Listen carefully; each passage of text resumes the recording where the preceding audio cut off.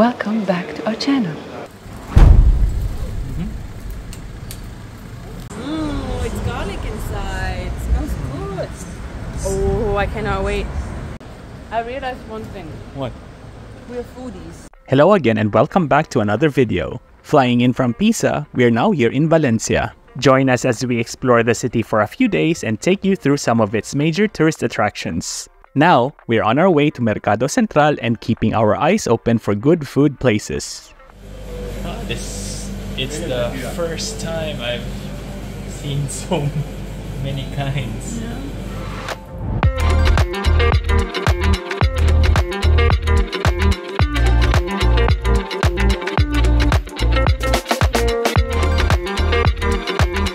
After a bus ride, a bit of walking, and having some empanadas, we finally reached the market only to find out that it's closed.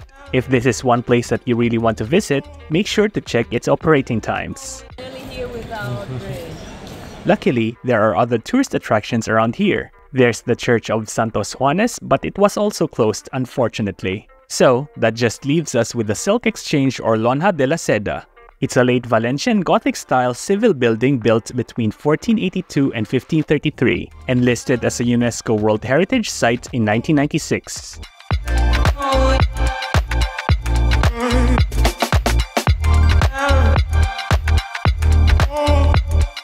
The structure is composed of several parts. First is the orange garden that you will immediately see after entering its walls. The second part is the central tower, which once housed a chapel on the first floor and had its upper floors used as a prison for merchants who did not pay their debts.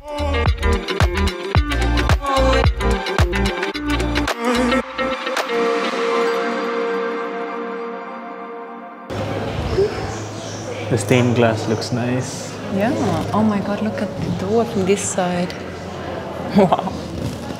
Even these little figurines, like this is the devil. The small A nun. sculptures, yeah. And what is this? She's having an animal. Like, and he's like, this is, you know, like you have like dusters. The next part is the Sala de Contratación or the Hall of Columns, which has a ceiling made up of cross-ribbed vaults and supported by gorgeous 17.4-meter high twisted columns. This was the financial center of the exchange where the merchants worked out contracts.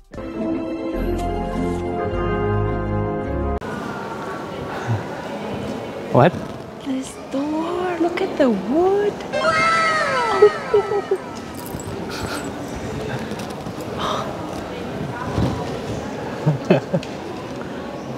You lift it and you pull it to the side and do that too. Lift this, unlock, and you open it. We cannot go in here. You know I would. Stairs, right? Yeah.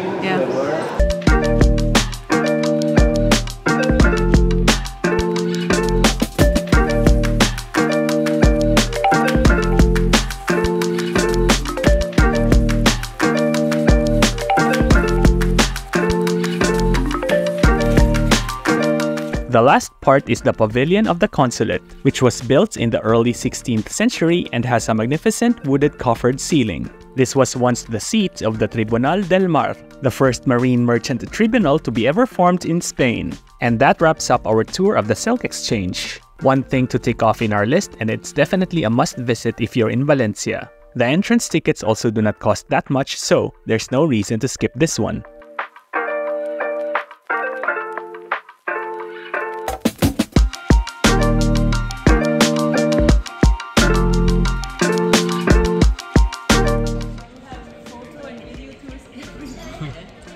Who will join me? I love it. Valencia.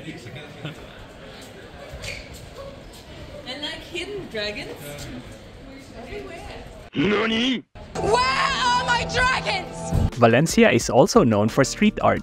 You will see some near the Church of Santa Caterina, just a few minutes away from the Silk Exchange. It's a mix of everything. This church isn't part of our plan today, but it is one of the oldest in the city, and its reconstruction goes back to the days of the Reconquest. I think we, by accident, found the nearest house in Valencia. And there were so many people taking photos and videos, so yeah, maybe it's an attraction, I don't know. As you can see, it's only 107 centimeters wide, which is this much. Then, we made our way towards Plaza de la Reina. There are several sites that you can cover in this area. First is the plaza itself. The square offers some nice views of the surrounding architecture. You can buy some souvenirs here or have a cup of coffee. But like most squares in Europe, prices here are a bit higher.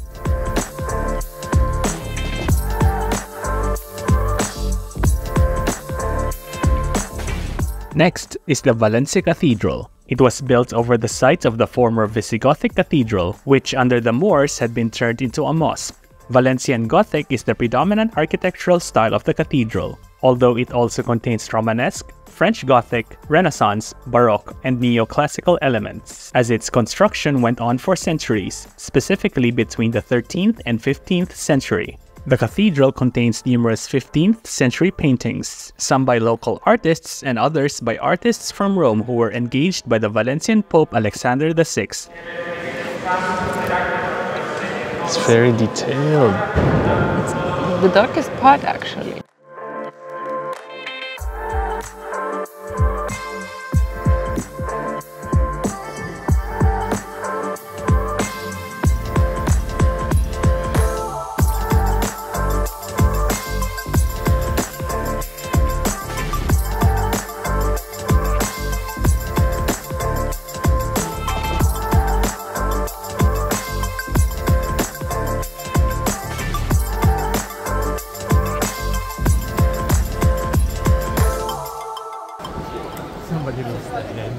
Huh? This is the cathedral. Yeah, this is the back side of it. Behind the Valencia Cathedral is another square and basilica, the Plaza de la Virgen and the Basilica de la Virgen de los Desamparados.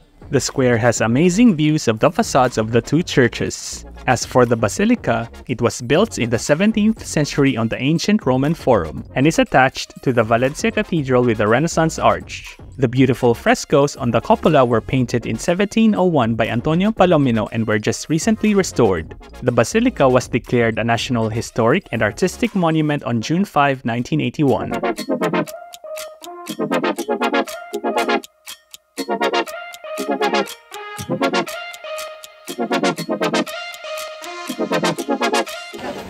Oh, so pretty. The last thing we planned for the day was strolling along Plaza del Ayuntamiento. It's Valencia's largest square where the city hall is located and is surrounded by a number of buildings from the 19th and early 20th century.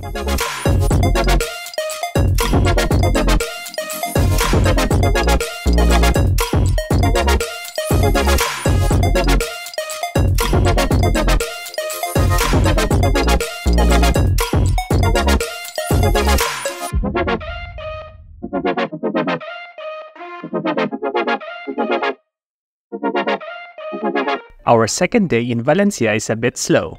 After catching up on much needed sleep, our only plan is to explore the City of Arts and Sciences in the afternoon. Our first stop is the Umbracle, which is a sculpture garden and landscaped walk with plant species indigenous to Valencia. The plants in the garden were carefully picked to change color with the seasons. It was designed by Santiago Calatrava as an entrance along the southwestern edge to the complex and as a cover over its car park.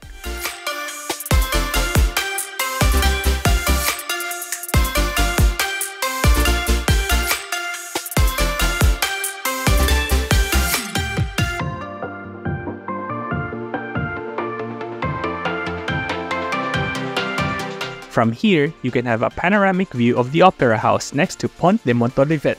Then there is the Hemispheric, which is an IMAX theater, planetarium, and laserium. And beside it, Museo de las Ciencias Príncipe Felipe, an interactive science museum resembling a whale's skeleton. In pop culture, the location was used as the headquarters of the company Delos in the third season of Westworld. Several scenes in the second season of Star Wars Andor were also filmed here. Unfortunately, we did not get to see everything. It was getting late and there's still a lot of ground to cover. The complex is massive, and if you want to explore all of the buildings here, we recommend to set aside a whole day for this area.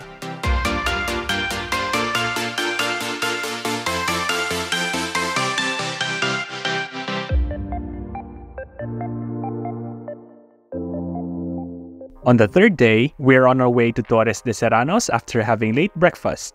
It's also known as Serranos Towers or Serranos Gate, and is one of the 12 gates that formed part of the ancient city wall, Muralla Cristiana. It was built in Valencian Gothic style at the end of the 14th century. For a long time, its main purpose was to defend the city in the event of a siege, but it was also regularly used for ceremonies such as welcoming ambassadors and kings, as it was and still is considered to be the main entrance to the city. At present, the most famous official ceremony held here is the Crida, the opening ceremony of the Fallas. From the gate, it's a nice walk along Carrer del Serrans towards the Tower of San Bartolome. There's also an air raid shelter from the Spanish Civil War along the street, with the sign Refugio if you're interested in visiting it.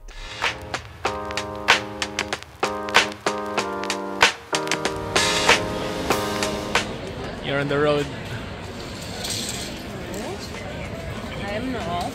If you have not been to Plaza de la Virgen yet, this would be a good chance as it is just a few minutes walk from the tower. Of course, we have to visit it for the second time.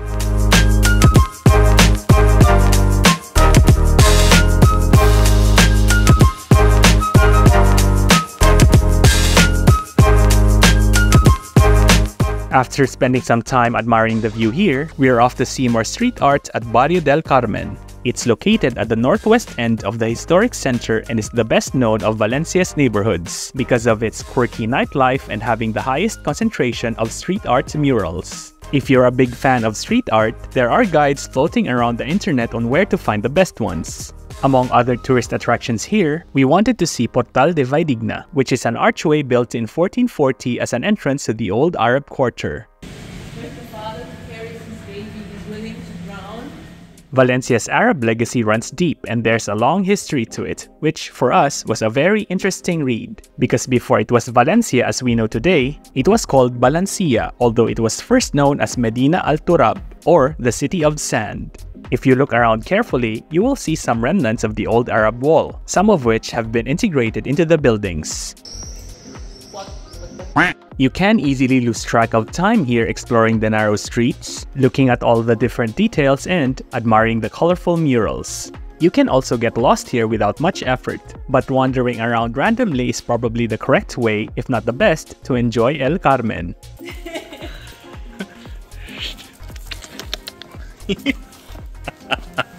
On our way to the last part of our itinerary, we passed by a church with a beautiful facade, Parroquia de la Santísima Cruz. We wanted to visit the Crame Contemporary Culture Center, but it was almost closing time, so we skipped it. Literally just passed by it and went on to find the House of Cats. This is like a dollhouse. Look at these tiles. There. 4 cats. This is the family. I'm thirsty. I'm gonna drink some water. You have to look for it closer to the ground, as it's no more than 2 feet tall. It's designed in a classically Valencian style. Legend has it, a heartwarming legend actually, that an old woman who used to live behind the wall of the cat house left this place for the stray cats. And that's it for our last full day in Valencia. We're flying off to Sevilla the following day, but before we head off to the airport, we're having some cakes and coffee at Savioardi. It's a cafe located in the old cinema capital near Valencia Nord train station. No, look at the cakes.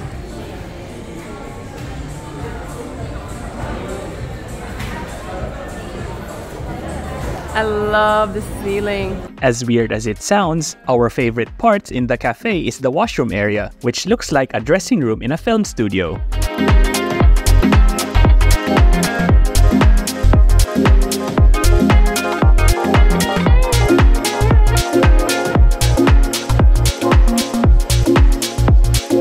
They have some mixed reviews, but in our experience, their cakes and coffees were amazing. And that's the end of our trip to Valencia. It's definitely one of the cities that we want to visit again, most probably to catch up on the things we missed. And as always, thanks for watching and see you in the next video.